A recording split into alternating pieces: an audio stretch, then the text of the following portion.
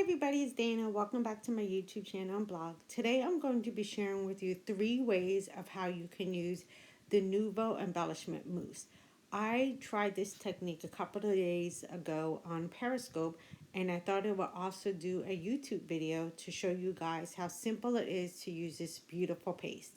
So I'm using a polka dot stencil from Simon Says Stamp, and I'm going to actually use this same stencil for all 3 ways of how I'm going to show you how to use this paste. It's really a really simple technique, and you can do this with any stencil. You just have to vary your pressure and the techniques. That's all. It's really simple. So I'm going to go ahead and get started. So first, when you open up your mousse, you are going to want to scrape some of it out.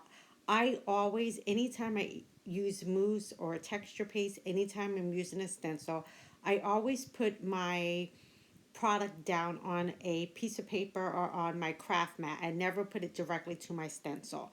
So as you can see here, I'm just going to take some of this beautiful paste, and these colors are pink, flambe, and royal aubergine. So the first technique, I'm going to use a blending tool. So I'm going to really get a lot of that purple into my blending tool, and what I'm doing is softening up that mousse. And then I'm going to bring it directly to my stencil. So as you can see, a lot of the product is built up right into that nice juicy sponge, and I'm being able to really smooth that into a lot of the circles. So I'm going to have some high points and some low points in this technique. And now I'm going to do a little bit of pouncing all around those little circles. I'm going to do the same thing with the pink. I'm going to rub a lot of that pink into the sponge, and now I'm going to bring it into my stencil. So with this technique, you're going to get in the circles, you're going to get a lot of the build up around the crevices of the outside of the circle, and then towards the middle, the color is going to be a little bit lighter. Now you'll see that I rub in circles, and then you see occasionally I do a little bit of pouncing, and that's to kind of blend the color in between the dots. Now I'm going to go ahead and start blending my pink and my purple together to kind of get that nice gradation to move between the two colors. And you'll see I'm doing a little bit of pouncing and pushing and moving the color just because I want to make sure all of my dots are filled in. I don't want to have any of my polka dots have any of the white area exposed. So I'm going to do a pouncing motion as well as rubbing over the stencil. So I'm going to finish off with the pink to make sure I have all my spots covered. I'm going to add just a little bit more pink towards the bottom, and that looks great. So now here is the reveal part. This is a part I always love with stenciling. It's like magic to me. So look how gorgeous that looks. So you see you're going to get some darker color around the edge and some lighter color towards the middle. So I'm not going to remove my stencil. I'm just going to lay down another piece of paper. So I'm going to put that down, and I'm just temporarily holding it down with some temporary adhesive so it just doesn't move. I'm going to put back on my micropore tape to hold it in place. Now for this technique, I'm going to use my palette knife. This is how I would normally put down my texture paste or my mousse. So again, I'm working on my craft mat to soften up some of that mousse, and then I'm going to bring it directly to my stencil. So this softens up the mousse to get it to spread a little bit. To me, this texture is a little bit different, or the mousse rather texture is a little bit different to me than regular texture paste. So I find that the more you play with it, the softer the mousse becomes. So I'm going to go ahead and scrape that down and make sure I get most of it covered. But as I get towards the center, I'm not going to worry too much because remember, we're going to also use some of that pink. So I'm just going to make sure most of my dots are covered towards the top.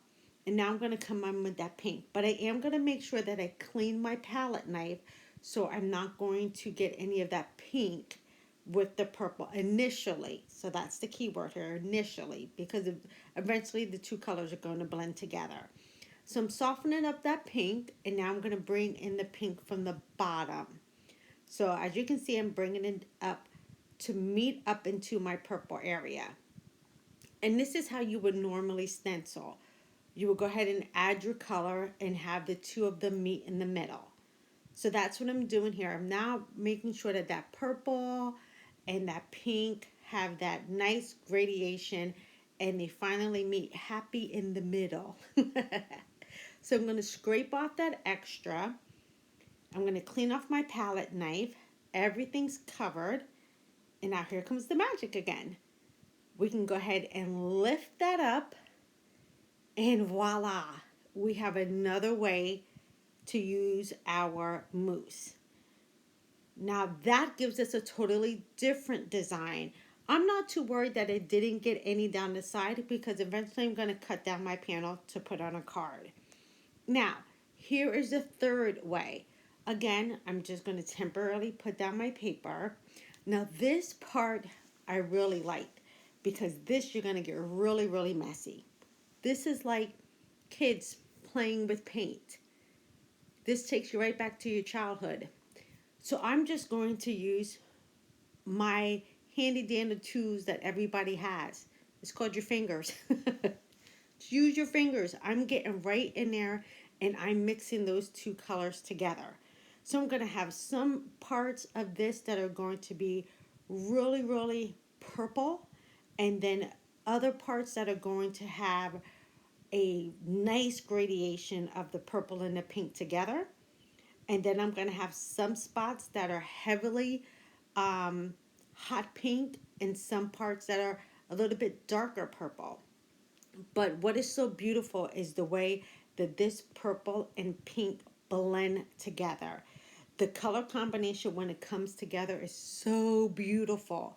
So again, I'm just rubbing in to make sure I get full coverage and I don't have any white spots. And you can see I'm just going for it. I'm making a hot little mess on this. But this hot mess is going to be beautiful when I lift up this stencil. So, and the warmer that this mousse gets, the softer it is to apply it. It really does take on its own little characteristics after the mousse gets warmer from the temperature of your fingers. So I'm just going to make sure I get all of that covered. It's going to be so beautiful, you guys. Trust me. All right, so I'm going to peel that off, and I'm just going to go in a little bit across the bottom where my tape was covering up those little bit of holes. I'm just going to rub that in, and then now here is reveal time. The magic. Look how gorgeous. Look at the very color variations that we get. Isn't that beautiful? So I'm going to go ahead and let those dry. And it doesn't take very long, but I'm going to go ahead and let those dry. And then I'll come back and I'll show you what they look like once they're completely dried. So here they are. These are the three ways we did them. So this here is how we did it with the blending tools. This is with our sponge. The second one here is how we normally would have applied it with our palette knife. Isn't that absolutely gorgeous? Oh, I absolutely love these techniques. And this one here, you can totally see how we get that beautiful color variation of mixing the two colors together evenly and actually sporadically across. Isn't it just absolutely gorgeous? You can do this with so many colors of that Nuvo mousse. You'll absolutely love this technique. So go ahead, have fun, and I will see you guys in the next video. Have a fantastic day. Take care, and I will see you guys soon. Bye-bye.